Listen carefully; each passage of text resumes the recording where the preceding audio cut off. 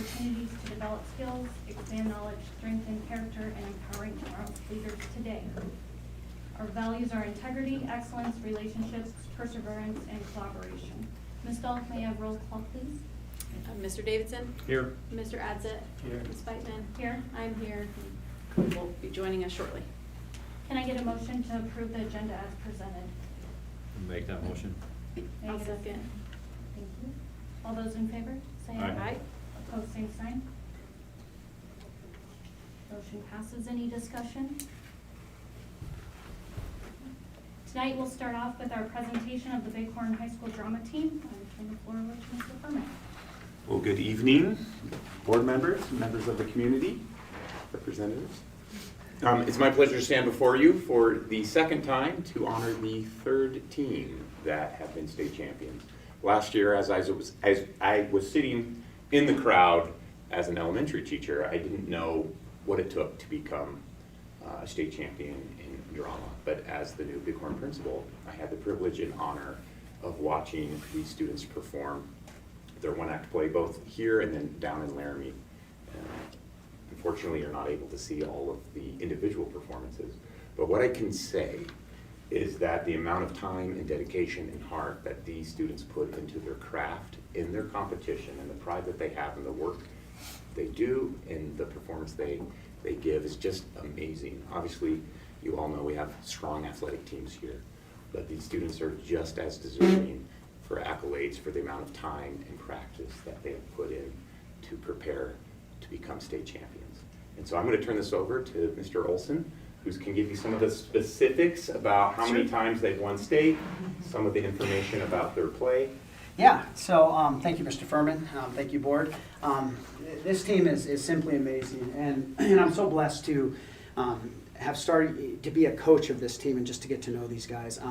Started this drama team 9 years ago. We had one student interested, and it was really cool to watch it evolve to what it is with our four-time state championship in a row, which was a unique year for us because they did redistricting at the state, and they brought the 3A state champion down, Torrington High School, to go into 2A, and so not that we had a lot of competition before, but this was a whole nother level of a school that was quite a bit bigger than us, and nevertheless, these students rose to that occasion and couldn't be more proud of it.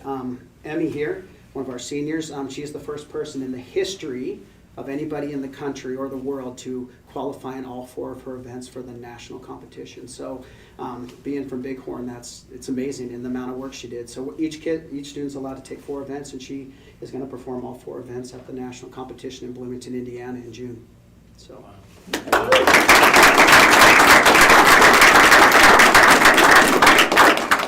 It really does take a full team. You can see Kim Marhoff back there, Brent Marhoff. He builds our set. She does our costumes. Amanda Allen was our assistant director. Alumni Ian Garrison came back and helped coach. Also Dan Cole, who is the assistant coach for the speech and debate team. It takes a whole bunch of people to get. We had just over 45 events. These students performed 45 individual events over 4 days or 3 days in Laramie at the University of Wyoming. So it took a long time. I mean, we really start preparation that first day of school, figuring out what we're going to do. Mr. Furman came down and was moving equipment around and helping us get the stage set up and all these, because they were going like, I think Ryder went from like singing a solo to like, I'm going to go act in a play, and then I'm going to go do my acting solo. And so there were all these different events they were doing. So I'm just super, super proud of them. And like, you know, it's amazing to see them continue the tradition that we have. You know, I hear it every year, like, what are you going to do when you lose your seniors? Oh no, we lost our, but look, our juniors stepped up. We have so many national qualifiers. In fact, every person on the team qualified, except for one person, qualified for the national competition. We had more national qualifiers than any school in the state of Wyoming. I don't go to Bloomington, Indiana this summer. So. And to become a national qualifier, they have to get a superior or the top rating at state. So it's very difficult to do. Seniors, you have anything you want to say? I don't know, we're pretty excited for nationals. Yeah. Sure, I'll say Good. something. I just want to say that, like, this is my last year doing it, and I could not be more proud of this team. And I have seen it just not only like this team obviously has changed with people coming in and out, but it's just such a different dynamic than when I was a freshman, and I just couldn't be happier to have done it with all of you. I'm so proud of everyone.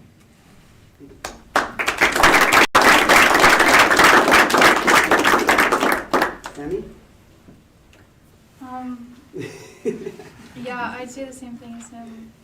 Just watching these kids grow, not only in their skill, but just as people, it makes me feel so proud, and I might cry if I think about it too much.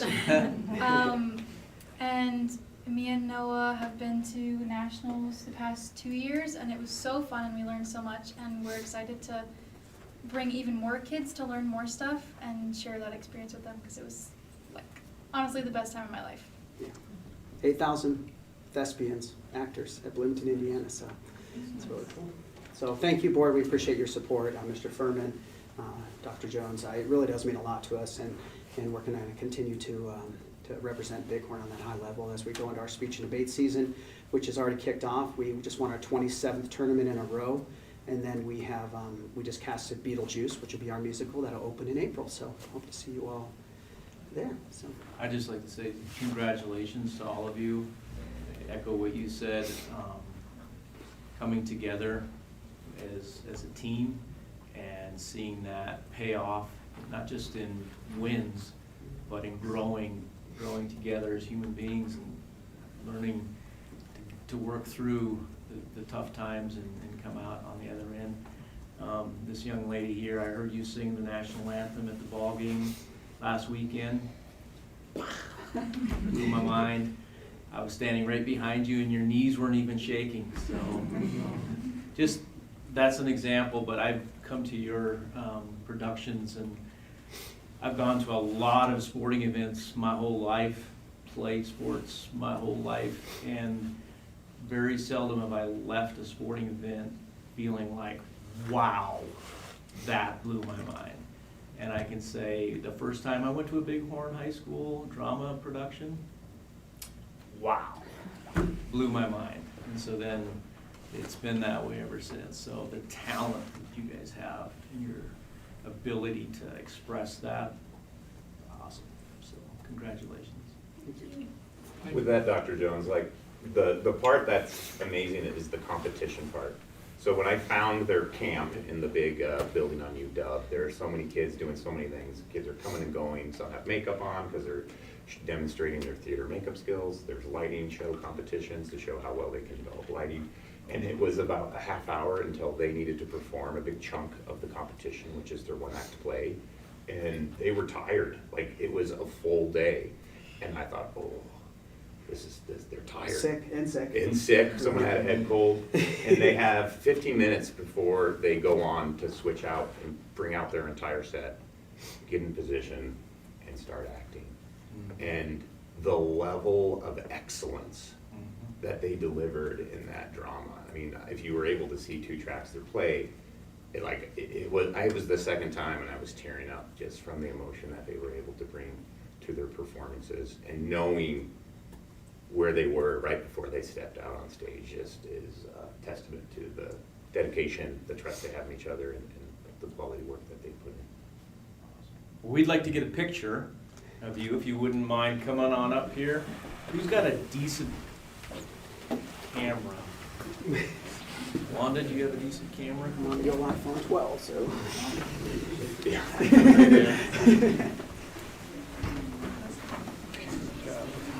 Where do we want to go? Why don't you come stand right in front here?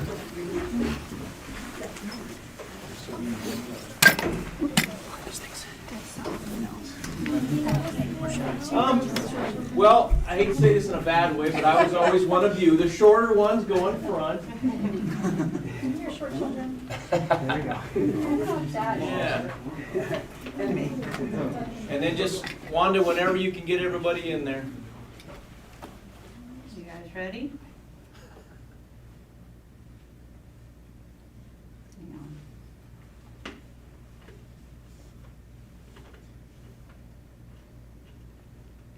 One more. Okay. I think I got enough. Thanks, guys. Thank you.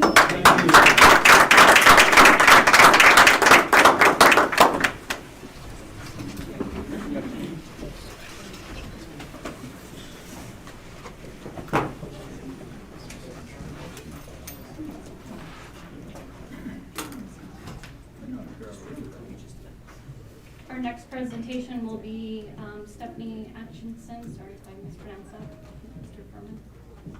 Yeah, so it's my honor to introduce Stephanie Atchison. I never say it right either. That's all right, Atchison. Atchison. No one. I just throw it in. No one until the end. I mean, I'm gonna answer, so, you know. So the presentation is what we do here at Bighorn and at TR to prepare students for life after high school. We put a lot of time and effort, and so I think this is a really important presentation. Yes, I don't know how I feel about following up drama, because I feel like I did that last year too, so. Anyways, I'm happy to be here to give the board an update on our mock interview event.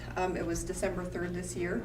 We took 78 students to the Ramada Inn to practice interviews with community members and participate in breakout sessions. So I just want to take you through the process just a little bit. The instructional pieces that go into this to begin in August under the watchful eye of 3 great CTE teachers, Andrew Marcure, Clark Chesbrough, and then Shauna Michelina at TR. So they do a lot of work to make our students shine on this day. So let me just give you a couple of details.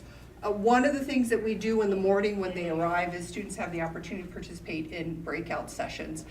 This changes every year because we ask students, what are some of those things you'd like to know before you graduate? How can we bring in community members? And they give us a laundry list of all the things they want to know, and we organize them. And I believe last year we had 10 breakout sessions. This year we expanded to 14 breakout sessions.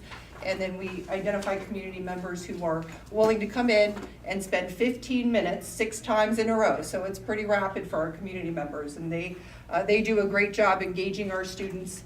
Students have a couple minutes to switch areas in between, but all of this is chosen by students. So it's very interest and student driven, all the pieces of this. This is our list of mock interviewers. Some of the places we have a couple interviewers from each one, but we had 138 professionals join us that day just for the mock interviews, 109 different organizations, and all 14 of the career clusters were represented. So our students have a variety of interests. Some of the examples of our interviewers, some of them are local, some of them are outside of Sheridan County, and I'll share that with you in a minute. But we have individuals who zoom in all the way from the Florida Keys, REEF, which is a marine biology research institute in the Keys, gets on Zoom with us every year and interviews some of our students and lets them know some of the opportunities that are out there.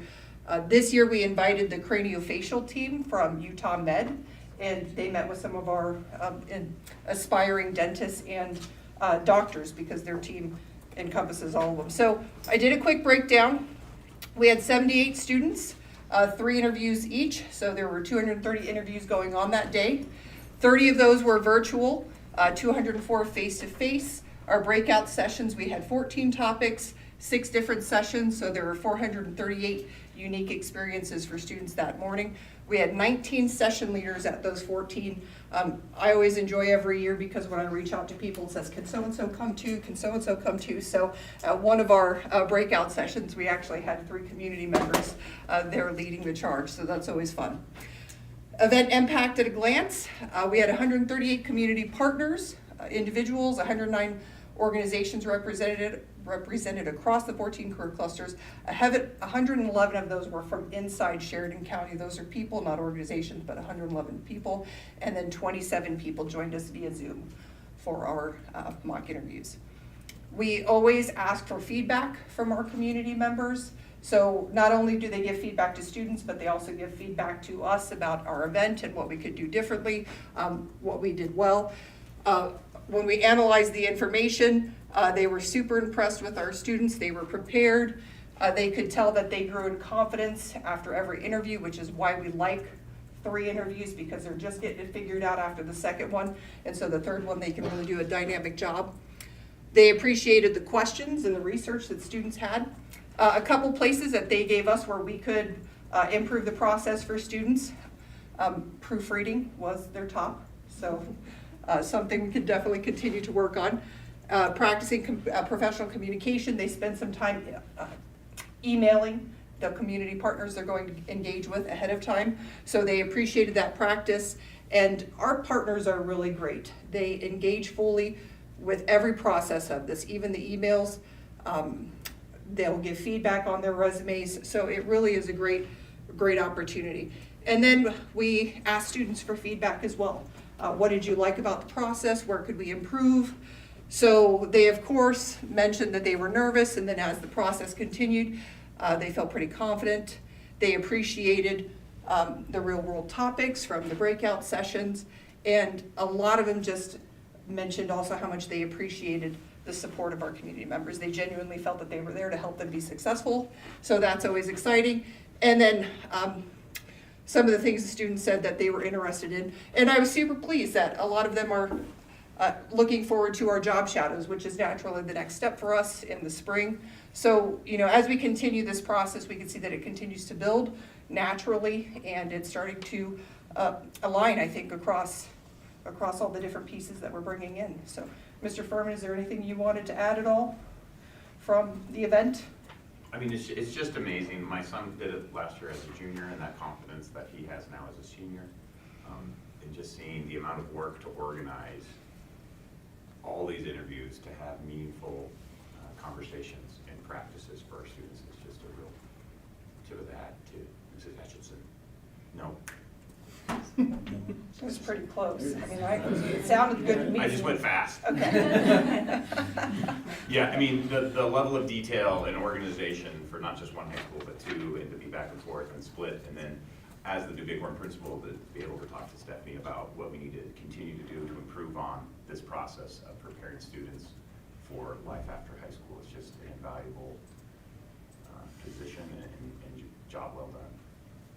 Again and again. Any questions at all that I could answer? You had lots of statistics up there, and lots of numbers. I want to know how many emails you sent personally. to set this up.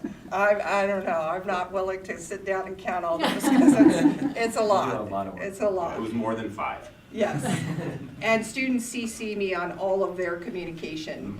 Well, they're supposed to. We always have to, I didn't get that one. But, and so yes, there's a lot of emails that come through. And then they suddenly stop the week after mock interviews are done. So for a week, it's kind of like, wait, is my email working? So, yeah. So it was a great event this year. I look forward to, you know, making it awesome again next year. Thank you so much. Thank you.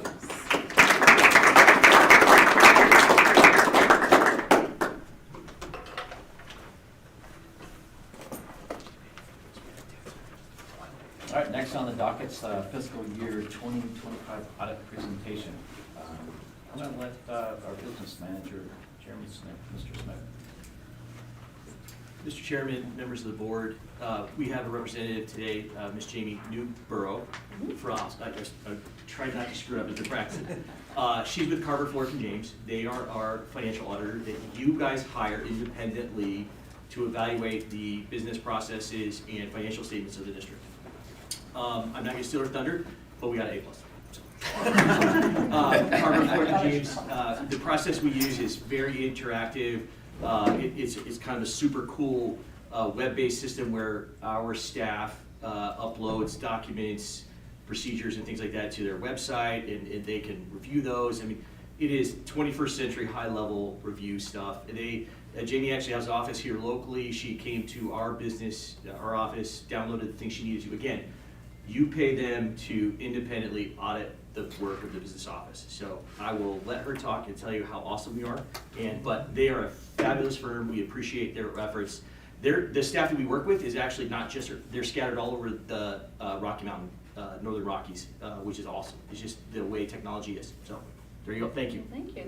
Since I started with Carver, Flork & James in July, coming to school board presentations is actually my favorite because I just love seeing all of the stuff that the schools are doing. I just love it. So I'm here in their Sheridan office, and like Jeremy said, we're kind of spread out, but it's nice to have that local connection.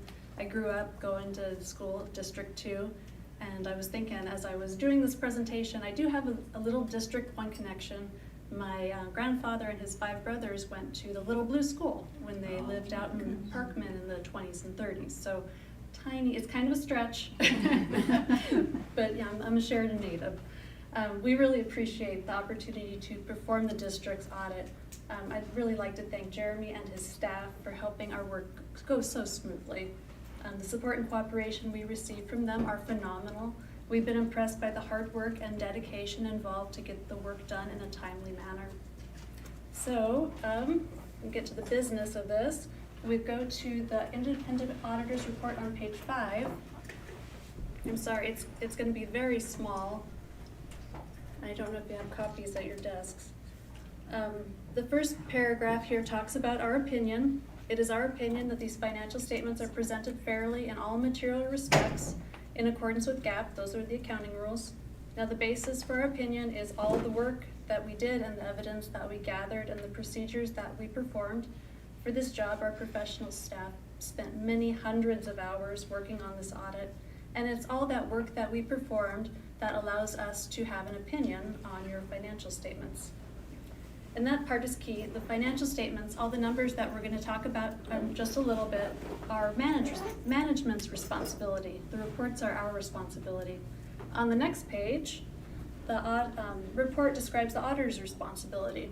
The auditor's responsibility is to obtain reasonable assurance about whether the financial statements as a whole are free of material misstatement. Reasonable assurance is a high level of assurance, but it's not 100%. You wouldn't want to pay us to look at 100% of your transactions. It would be very expensive. So instead, we do a risk assessment and we design procedures such as confirming revenue with third parties. We take a sample of invoices and we do detailed payroll testing, just some of the procedures that we do. So in addition to this report here, we present 2 other reports. And the next one is on page 57 of the PDF. All the way at the back. I'll go ahead and start reading the report title because it's going to take a few minutes.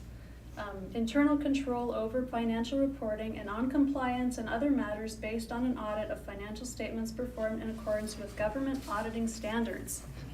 That's a mouthful. So what these government auditing standards require is that we gain an understanding of the internal control structure and internal control activities of the district. And we use that understanding to help guide us in the testing that we perform over the various transaction classes. Then, as we do the testing, if we identify any significant deficiencies or material weaknesses in the internal controls, we are required to report them in this report. We are pleased to report that we found no significant deficiencies or material weaknesses. So on the page 59 of the PDF file, we have the report on compliance for each major federal program and report on internal control over compliance in accordance with the uniform guidance. This is where Jeremy kind of stole my thunder. I didn't want him to be nervous. I know, some people get really excited for the big reveal. This report is required because the district has expended over $750,000 of federal funds. So we go in and we look at the schedule of federal expenditures of financial awards, and we use established criteria to select major programs to test. And if you look at 62 of the PDF, you can see the program that we selected for the current year.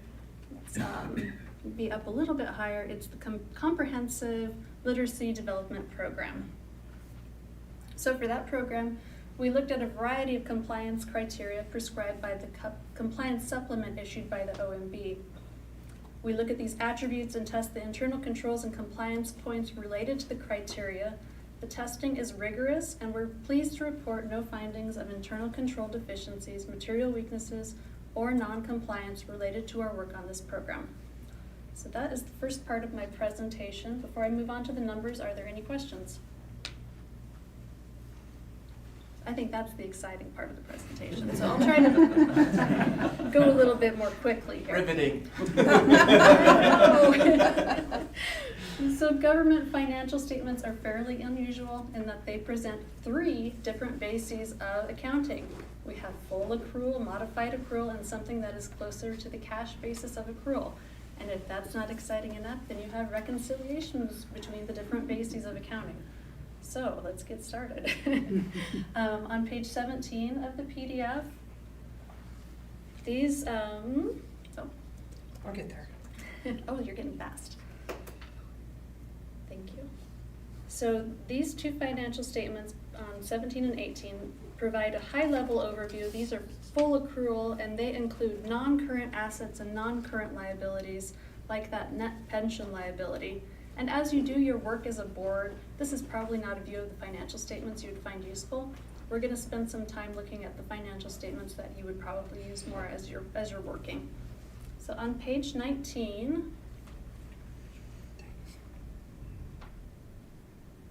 okay, we have the governmental funds balance sheet, which uses the modified accrual basis. And if we look at the line near the bottom for fund balances, you can see that they are positive. Let's see. Am I on the wrong Yeah, I page? think that might be quite the right one. There's a lot of numbers. I know, there's a lot. It's 19. One more, guys, okay. It's 19 of the PDF though, not they're numbered differently. See? I know, I it's was really, right. Okay. and sometimes in my presentation I put of the paper Okay. copy, but I didn't There we go, today. towards the bottom, correct? Yep, towards the bottom. Okay. You can see we've got great positive numbers, really healthy fund balances there. And you don't have to go up to the top, but total cash increased about $950,000 as compared to prior year. So on page 21, we have the governmental funds of statements of revenues, expenditures, and changes in fund balance. And again, we've got positive results if you look at that last line there. The first column is general funds revenues, and we had an increase of $1 million in total revenue. Tax revenue increased by $300,000, and state sources income increased by $900,000. There were $81,000 in donations last year that we didn't see again this year in the general fund. We also had an increase in general fund expenses of $1 million. Some of this is due to $300,000 of capital outlays that we had increase over last year. And the remainder is due to improvement of salary and benefit packages for staff. And we can see here we've got an operating transfer out of $53,000, and that goes to the food service fund. And those operating transfers were less $130,000 in the prior year. So if we go to page 23, we get to the proprietary funds. And these are the funds like the food service fund, Bighorn School, preschool, teacherage, and the internal service fund. So these funds use the full accrual basis of accounting. And if you look at this bottom line here, you can see that there is a deficit balance for the food service fund and the preschool fund. This is primarily the result of that net pension liability in the liability section. This deficit position is really typical compared to other types of funds in the districts around the state, and otherwise the fund balances look fine. On the next page, this is the income and expenses for those proprietary funds. Again, we have a loss for the food service and the Bighorn preschool. This is, again, very typical of these 2 types of funds in Wyoming. The rest of the funds had positive results. The next page. These are the cash flow statements for those proprietary funds. And it just shows the change in cash for the year. And you can see here in the second section that in order for the food service fund to cash flow, you've got federal money coming in and transfers in from the general fund. The next section of the financial statements is comprised of notes to the financial statements. It gives you lots of background information and more details. Like if you wondered, what funds make up the non-major funds? Well, you could find that detail in the financial statement notes, but we're not going to go over that tonight. I would encourage you to read through those notes on your own, and if you have any questions, please feel free to contact us and we will answer any questions you might have. So the final report we're going to look at tonight is on page 48. And this is just the budget and actual This is required supplemental information, and it presents your actual and budgeted numbers. Oh, that's not it. Okay, maybe one more. Sorry. 48. Did I say 58? Maybe I said the wrong number. It might be me. operator. Anyway, if we don't make, it's just we're just going to say that you had more revenues coming in than you budgeted for, and you expended less than you budgeted for. So everything looks great there. Are there any questions about these financial statements? Again, I'd like to thank you for the opportunity to do this audit, and just appreciate the opportunity to be here. Thank you. Thank you. Mr. Chairman, I would be remiss not to just publicly I hope somebody's watching on YouTube. Look, the work that they audit, yes, it's the business office, yes, I'm the business manager, but there are 3 folks in the business office and a host of folks in grants and special ed that they take a look at. They do the work every single day, right? Like, yes, it's my responsibility to double check and make sure things are working like that, but I don't do this work by myself. What you see here is ultimately the output of those fine folks that you have employed in this district and for a long time, and they just kill it. They do awesome, and so I can't be more proud of them. And so I appreciate Carver, Florek, and James and the professionalism of their firm, but I just want to make sure that you understand, yes, are you auditing me and what I tell you? Yes, but it's really Nicole and Bridget and Lisa and Tori and Joy and what Lee's, the rest of the curriculum department does. That's what they're looking at, right? The everyday transactions that make up what it is that we tell you we are. So I just thank you. Thank you, Mr. Smith. Well, it's always a good thing when the audit is not exciting. Thank you. I told you, Mr. Chairman, if the audit is ever the most exciting thing in a meeting, you will be fired. All right, moving on to visitor comments. I don't have any listed here. I do see our local state representative.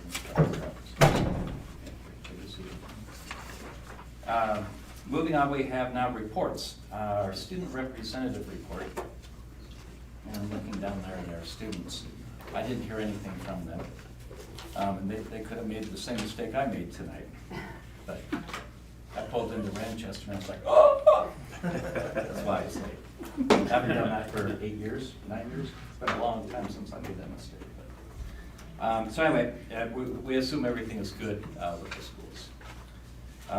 WSCA report.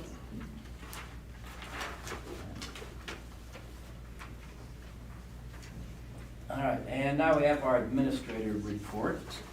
And thank you for all of those. They're beautiful and wonderful.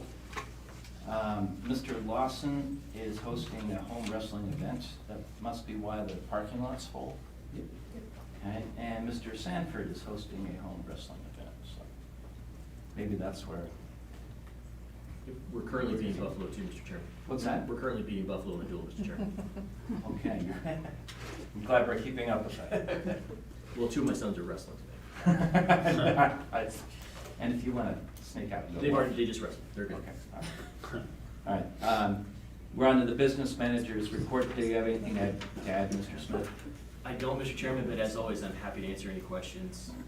Just as a reminder, Dr. Jones and I will be down in Cheyenne Thursday and Friday for the final recalibration committee meeting.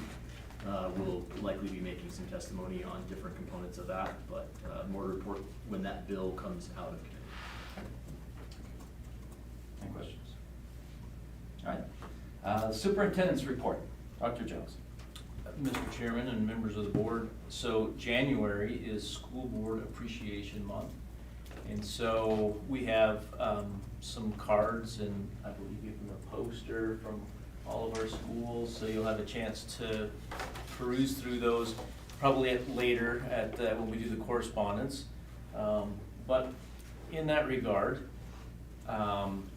thinking about the job that all of you have and your role. So I'm a strong believer in that everybody in an organization is tasked with being a leader.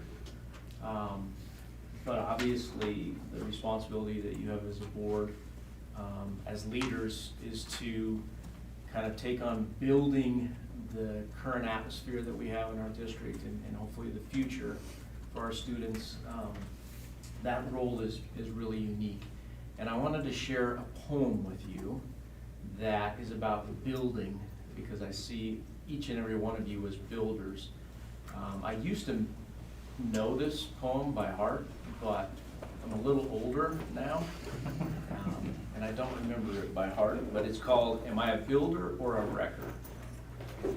I watched them tearing a building down, a gang of men in a busy town. With a heavy heave-ho and a lusty yell, they swung a beam and the sidewall fell. I asked the foreman, are these men skilled? The men you'd hire if you had to build? He gave me a laugh and said, no indeed. Just common labor is all I need. I can easily wreck in a day or two what builders have taken a year to do. And I thought to myself as I went my way, which of these two roles have I tried to play? Am I a builder who works with care, measuring life by the rule and square? Am I shaping my deeds by a well-made plan, patiently doing the best I can? Or am I a wrecker who walks the town, content with the labor of tearing down? And so I wanted to say thank you for all of your commitment to our students and our staff. It truly is appreciated, and so thank you so much, and I echo that. I know that they feel the same way as well. Thank you. You're welcome. All right. Moving on, we are on to the consent agenda. If I get a motion to approve the consent agenda as presented, please. Second. Thank you. Any questions, comments? All right, all those in favor? Aye. Any opposed? All right, it's 5-0. All right, on to old business, we have approval of policies on second reading. And we have a motion to approve policy GD, which is classified staff, IIBC, which is library media service, IICA, field trips and excursions, IICAA, international student travel, IICB, community resource persons, policy IJ, counseling and student support program, policy IJNDA, computer assisted instruction, and finally, policy KGC, alcohol, tobacco use, and vaping on school premises at public functions. Could I get a motion to approve these policies on second reading, please? I'll make that motion. Thank you. Second. Okay, any questions, comments? All right, all those in favor? Aye. Any opposed? All right, those are passed on second reading. All right, new business, we have approval of policies on first reading. We have policy IKA, which is the grading systems revised. IKAB, student progress reports to parents. Policy IKB, homework. Policy IKC, graduating students honors selection. Policy IKE, retention of students. Policy IKF, graduation requirements. Policy IKFA, early graduation. Policy IKFB, graduation exercises. Regulation IKA-R1, grading systems revised. Policy IKF-R1, graduation requirements and bridge school graduation pathway. And finally, regulation IKF-R2, graduation requirements pathway. I get a motion to approve those on the first reading. I'll make that motion. Bill? All right, so our last work session, we spent quite a bit of time on visiting these. Do you guys have any more questions, comments? Mr. G? Yeah. I would just add that I have a group planning to be with us at the next special meeting / work session to do a presentation on the standards reference grading. And so we discussed that today as an administrative team, and that'll be, I think it's February 3rd, is that right? Yeah. You tell me. Yes. All right. All those in favor? Aye. And opposed? Passes on first read.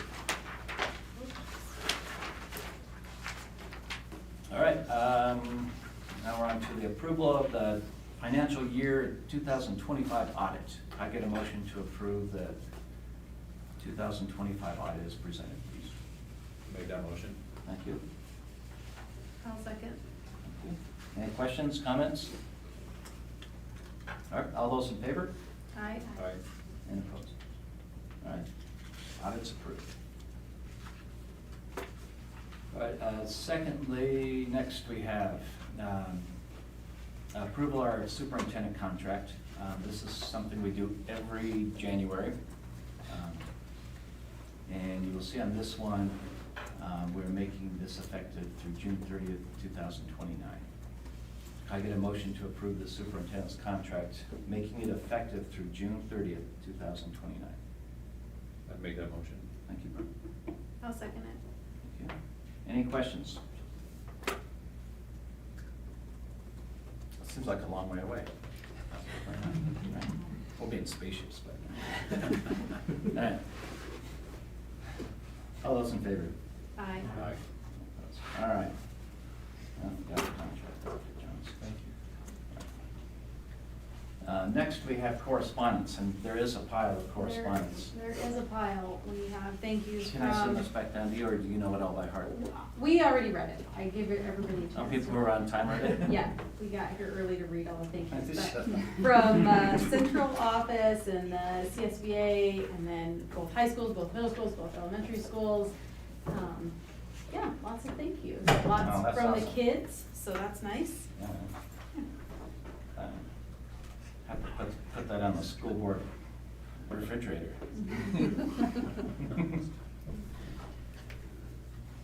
Well, thank you. Very nice. Appreciate that. All right, board members' reports. How about you, Mr. Davidson? Do you have anything to report on? Nothing. Okay. Ms. Stoller? The rec board met last week. We kind of had our normal, funding requests. We funded everything requested. We had a nice presentation from the Bighorn FFA, chapter. They came in and gave us, an update on their time at National Convention, so I've gotten to see that presentation a few times now. Nice. They are just a great group of kids. So, yeah, pretty standard rec board meeting. All right, good. How about you, Mr. Bill? I don't have anything. All right, I had a meeting last week for the Joint Powers Board. It's typically the third Thursday of every month. And this was the meeting that you get a list of every person who has paid into, for the year for natural gas in Tongue River. Some of the new business, they're still working on service lines and meter updates. The facilitator project updates, what that refers to is MDU has made an offer to buy out this program and run it, which I think Peter would very much like. But it's been a year now and they've heard nothing from it, and I guess they're waiting for the Wyoming Public Service Commission to report on it. So they're still waiting on that, no answers to that. And that was it for the Joint Powers meeting. Anything else? I went to the Check and Connect with Dr. Jones, and it was a great meeting, learned some valuable stuff, and really appreciate that. How did those go? That meeting, so. Yeah, Mr. Chairman, it was great. I was able to summarize, I think most of what was talked about, in my board report. I think you always wonder how many people are gonna show up, and I always give my mom a call on the way home from meetings, and I was telling her, gosh, we didn't have very many people show up. And she said, Jeff, you should be thankful you don't have very many people show up. So, but like I said, sitting down, where you're able to sit down at a table and just have a conversation with people, and I think that's a great opportunity to truly kind of listen to people's questions, and it's almost always there's something that gets asked that maybe wasn't something you were thinking about, or you never thought that maybe that would need more clarification or more background information. And so of all the things that I do, I think it's one of the most beneficial times that I get to touch base with people, and it's just too easy to rely on email or a newsletter or a board report or something like that. So I really love the chance to connect with people that way. I also have, we had core samples, so you'll start to see some activity happening up here for the new rec center and early learning center. They're doing the core samples, and then we'll be doing the traffic study shortly. So there'll start to be activity up here. Okay. That's moving right along. Check. All right, well, there's no executive session? Okay, and we are adjourned. Thank you.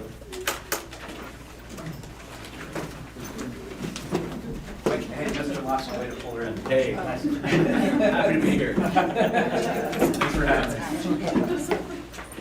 Yeah, let's set it up.